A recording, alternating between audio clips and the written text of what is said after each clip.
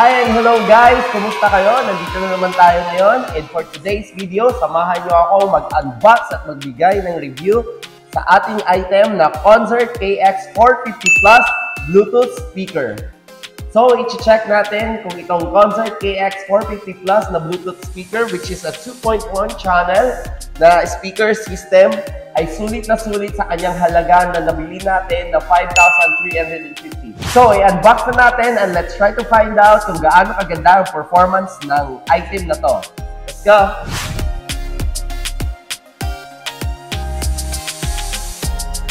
So, yung una natin makikita sa loob ng box ay yung kanyang manual at saka yung warranty card na kasama yung remote and then yung wires ng antenna. And then, one amazing thing is meron na siyang millimeter jack for the cell phone. We also have the... Oy! This is amazing ha! Meron pala siyang free na microphone na may cord. Ayan, matatry din natin ito mamaya. So, next natin makikita, makukuha is yung speaker niya. Yan. Ito yung laman. So, one thing na maganda dito is nakabalot each item na makukuha natin from the box. Tapos, well-packed siya. Kasi yung may mga styro siya na naka-seal. Kaya secured yung item. Kaso nga lang ito, medyo mag-ingat lang kayo kung gagamit kayo ng cutter when opening the box. Kasi baka matamaan dito yung matamaan yung speaker. And then yung styro. Just be careful. Oh, yung pinaka-subwoofer niya. Yeah! Ayan. So that's it. Yun na yung laman ng box. So, ito yung tatlo na main item sa loob ng box. You have the speakers, and then you have the subwoofer, and then you have a free microphone inside, with cord, and then yung manual and warranty card na may naka-nasip wire ng antenna, and then yung auxiliary wire para sa MP3 device niyo. And then the remote control. So, i-check muna natin kung merong battery yung remote control. Kasi usually, may free naman dapat na battery yung remote. Sadly, wala siyang battery. So, hindi na lang meron tayo biniling dalawang AAA. Kakailangan niya ng dalawang AAA na battery. So, tatanggalin natin ngayon yung plastic na nakabalot sa speakers and then sa subwoofer para makita natin yung item. Maliban sa nakabalot na plastic, pero pa pala siyang parang siyado talaga yung front ng speaker niya para hindi masyadong magasgas yung item natin pag bago. Ang sarap nitong ipil pag bago siya, bago tatangan. Sa packaging pa lang, panalo na. So, nakuha ko siya sa isang online platform. Kaso nga lang, one thing na medyo nakakasad dito kasi, medyo natagalan yung shipping. So, balikan natin yung box. I-check natin mamaya and itatry natin yung mga functions and features na nakalagay dito sa box regarding this speaker system. So, una, meron siyang Bluetooth. Di lang natin alam kung anong version na ng Bluetooth, pero siguro mabilis na din daw kasi medyo bago-bago pa yung natin. So, makaka-adapt na to sa mga devices niyo. And then, we have the FM tuner. That's one good thing. Parang nandun pa rin yung feature ng pagka-old school. Meron pa rin siyang FM tuner. Iba pa rin yung nakikinig tayo sa FM, di ba? Merong music, and then merong news, and kung ano-ano lang mga chikahan sa FM station. We also have the USB and SD playback. We will try to check that one out kung okay ba yung function niya. Tapos, one good thing dito, kasi kahit ganyan lang siya kaliit, i-check din natin kung gaano ka-solid yung base niya. Kasi meron siyang 6.5 inches na subwoofer, which is ito. And then 4 inches and 1 inch na satellite speakers, which is ito. And then meron din siyang dalawang mic inputs, 2 mic inputs, which is makikita na naman natin dito sa subwoofer niya, dito sa front, sa bandang harapan. Okay, so dalawang mic inputs niya. Speaking of mic, meron na siyang included na free microphone, pero itatry din natin mamaya kung maganda yung microphone na free na ibibigay nila na kasama dito sa speaker system. And then we will also try na ibang microphone kasi meron akong wireless microphone. Itatry natin kung gaano ka-solid yung tunog. So, isa-isahin natin i-check yung kanyang features. Let's go!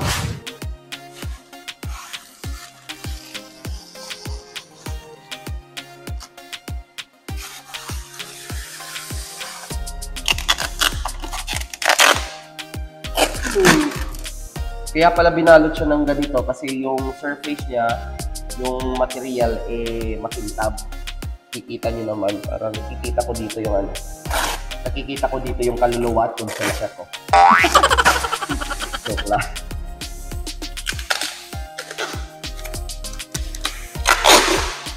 So, ditong part sa harap niya is makintab. Dito sa subwoofer naman, ito yung speaker, ito yung subwoofer. Makintab din yung harapan niya, and then yung top, yung ibabaw niya. Nga pala, nagkakamali ako kanina, I'm very sorry.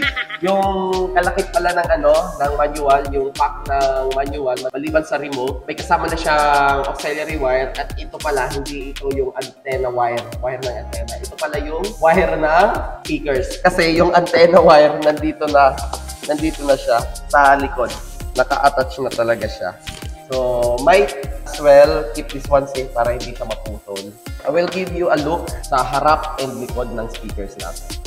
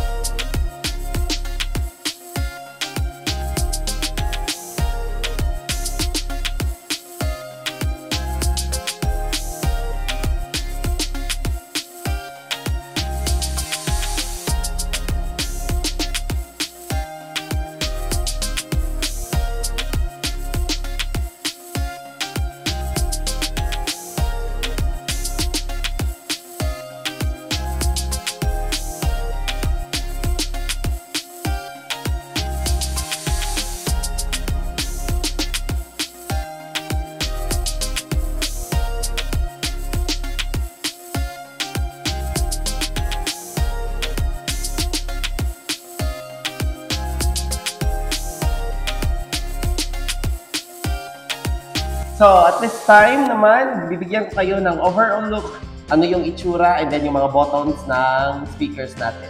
So, ito yung speaker natin, kung makikita nyo sa harap, meron siyang parang maliit na speaker, siguro yung maglalabas ng mid natin. And then, ito yung high, yung parang treble na tunog. So, ito yung harap niya, ito yung likuran niya. Meron siyang medyo maliit na butas dito, parang breather siguro ng sound ng box na to. And then, ito yung slot natin for the wires. So, one good thing lang dito, sa likod ng speaker na to, is meron tayong hole dito. Pwede natin pagkabitan, just in case ikakabit natin siya sa wall. So, gagamitan lang natin to ng screw para maikabit natin siya sa wall. Kung gusto niyo nakakabit siya sa wall, and kung gusto niyo nakatayo lang siya sa floor, or sa ibabaw ng sa ibabaw ng mesa, or sa ibabaw siya sa divider ninyo. Dito naman tayo sa subwoofer niya. Sa harap, meron tayong itong volume control para sa microphone, volume control ng echo ng microphone, and then yung nasabing dalawang microphone slot, ito at saka ito. And then, banda dito sa right side niya, meron ditong USB slot or USB port, isa, and then meron for SD port. Okay? So, one amazing thing din dito kasi yung USB slot niya, pwede nyo gamitin ng flash drive, and then pwede din siyang mag-charge ng device. So, sa side naman niya, meron tayong ditong butas. Pinaka-breather ito ng sound kasi ito yung mag-generate ng bass para sa speaker system nito. So, sa bandang top naman niya, sa bandang ibabaw, we have the volume control, ito. Napaka-nice ng design and napaka-soft din i-control. And then dito sa right side, ito yung volume para sa bass. Dito naman may mga buttons tayo dito for the input or the source. Kung gagamit kayo ng FM, gagamit kayo ng auxiliary, the function, and then gagamit kayo ng Bluetooth.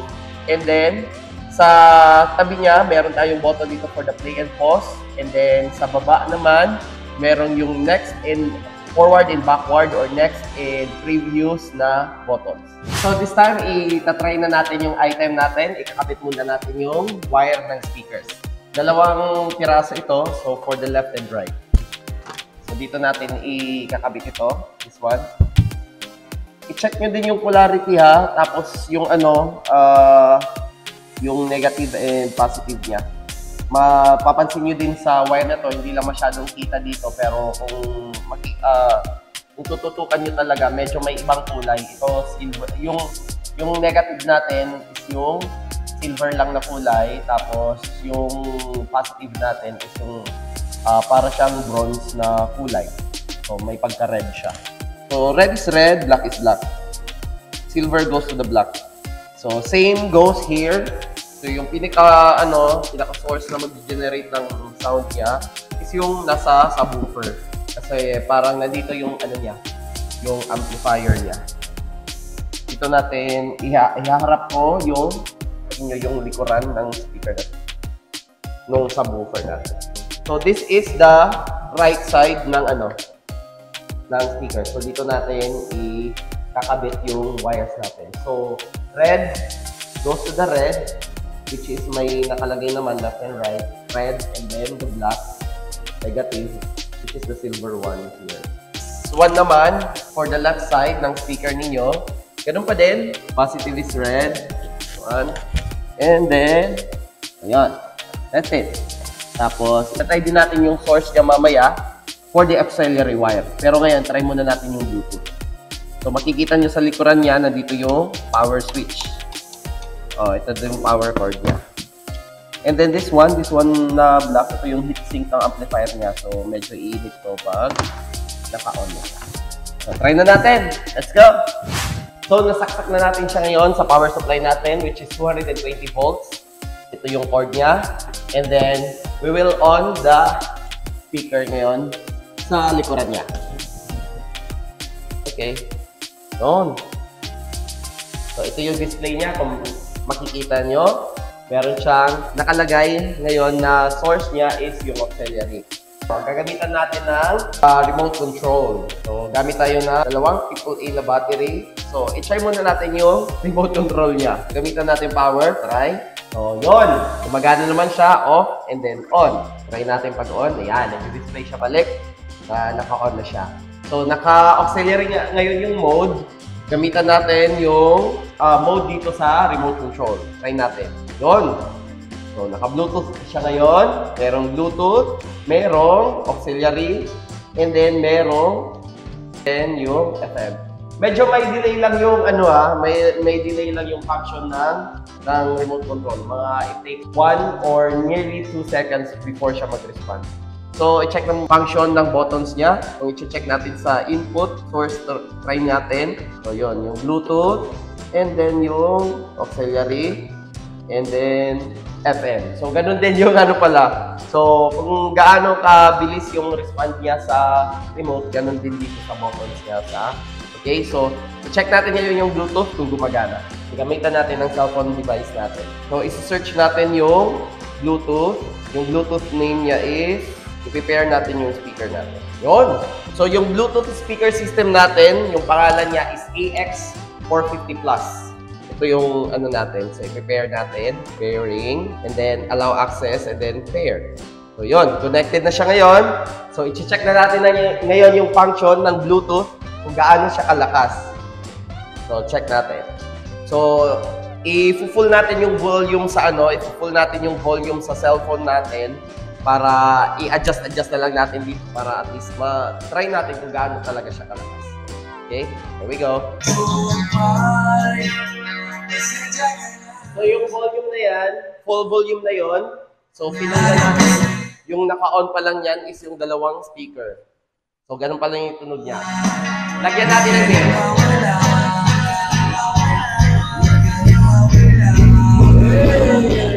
On!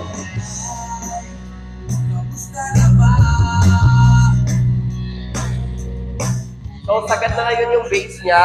And then, medyo kinokontrol lang natin yung volume sa yung volume natin sa actual volume niya ng both speakers. Equivalent lang siya talaga sa sa laki ng speakers niya na partner niya dito. So, kung isasagan niyo yung volume, ngayon nasa 10 by 20 meters ako na area. So, yung audio niya, medyo malakas-lakas na din. So, maganda na din. So, i-check natin ngayon kung okay naman yung auxiliary input niya. So yung auxiliary function niya nasa likod, yung sides niya is red and then white. Ganun pa din, right and left. Nasa input dito. So kung gagamit kayo nitong ng cord, syempre yung function niya dito sa speaker dapat naka-auxiliary. Try natin. Yun. Full volume natin yung device natin.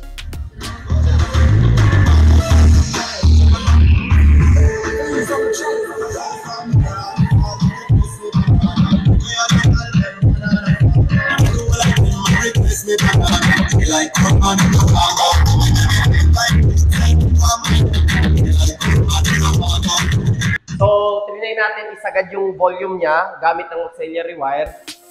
Kaso nga lang yung auxiliary cord niya kasi medyo manipis. You can use higher quality na wires ng auxiliary para medyo hindi siya nawawala-wala pag medyo namumove siya ng konti dito sa slot ng cellphone niyo. So halos walang pinagkaiba. Siguro magkakaiba na lang din to pag gaano kaganda yung quality ng music niyo. Pero so far, kung isasagad nyo, pero medyo mapapansin nyo na parang na siya, pilit na siya. So, i-control na lang din natin. So, ngayon naman, i-try natin yung function ng microphone. So, sabi ko nga kanina, meron siyang free microphone na may cord. Ito yung cord. So, try natin. On natin microphone. Lagyan natin ng volume. Sound check. And then, try natin ng echo. Sound check. Check. 1, 2. Sound check. Sagad natin yung volume niya. Ito yung sagad ng volume niya. Sound check. Check. 1, 2. Uy, maganda din yung tunog ng microphone. Ang ganda. In fairness guys ha, wala pa yung echo. So, lagyan natin ng echo ng konti. Nasa 25%. Sound check. Check. 1, 2. Maganda. So, 50% ang echo. Sound check. Check. 1, 2, 3. Yan. So this time, ito try natin yung wireless microphone na mayroon tayo maliban sa microphone na bigay niya ng concert, which is yung free microphone. Sound check. 1, 2. 1, 2. Yun. Maganda din naman, kaso nga lang mas malakas nga lang to. Kasi nga, yung free microphone niya nakakibat, malakas din naman, okay din naman. Kaso nga lang, yung free microphone is kung gaano siya kalaki and kalakas, yun lang talaga yung kaya ng ibigay na output ng speaker natin. So, mas malakas ito, yung wireless microphone natin. So, yun. I-control nyo lang yung volume kasi nga, dahil sa medyo malakas siya, nag-feedback siya, unlike nung free microphone. Nag-feedback siya kung malapit ka sa speaker natin. Yun. Pero, in fairness guys, maganda din naman yung tunog. Let's go. So, ngayon naman, i-try natin yung USB port niya. So, mayroon tayo ditong flash drive. Gagamitin natin dito sa speaker system natin. So, once na naisaksak na natin yung flash drive dito sa speaker system, automatically ma-detect na siya. So, yan. Automatically nag-play na siya kung merong audio file yung flash drive niyo. So, yan. Ganun din naman yung quality ng tunog niya, yung bass at saka yung audio niya, ganun din naman lakas and kaganda yung tunog niya. So yung function ng flash drive niyo para makontrol niyo yung next, pause, and then play, nandito siya sa ibabaw ng controls dito sa buttons na to. So dito yung play, yung next, and then yung back. Okay? So ganun yung function sa flash drive natin. Yes. So goods na goods siya. I-try naman natin ngayon kung gumagana yung FM radio niya. So, gumagana din naman dito sa remote. Ganon din naman yung mga functions niya. Ayan. So, ang lang dito ngayon kasi wala pang source yung natin, yung FM natin. Wala pa siyang masagap na signal kasi medyo taob yung lugar natin. Pero so far, gumagana naman yung natin, yung FM radio function niya. So, pwede naman siyang i-search nyo lang gamit yung mga buttons dito sa speaker system natin. Automatically mag-search na siya. So, try natin yung na-search nyo na channel. So, ito yung gamit ng antenna na wire nyo. So, kung medyo iinat-inat lang dito and then isagap natin sa medyo open na area like sa bintana, medyo makakakuha yan ng Pero, far goods na goods naman. Dun, Ganun naman yung functions ng remote. Meron natin tayo ditong mode, merong mute, and then equalizer. I-try din natin yung equalizer natin. So yung equalizer natin, dito lang siya matatagpuan sa remote control. Wala siya dito sa button na functions dito sa speaker mismo. So try natin.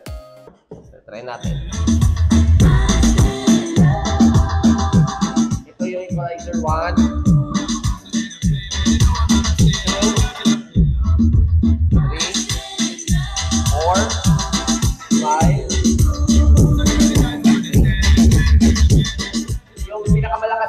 Equalizer 0. So parang pinaka-standard na function yan ng equalizer niya, nakaset na siya. Yun yung pinakamalakas, yung EQ0. So yun, ito na lahat. And then explore na lang din kung ano yung mga iba pang functions ng speaker system ninyo para ma-maximize ninyo. So there goes our unboxing, our personal experience dito sa KX450 2.1 channel na speaker system ng Concert. So, personal experience ko, maganda din naman yung tunog niya. Siguro, pag rating, it's a 4 out of 5 sa akin. Kasi nga, medyo pag sinasagad na natin yung volume sa audio natin, medyo hindi na niya kinakaya. So, adjust na lang din tayo. Gamitin nyo, itry nyo to find out yung source natin ng audio.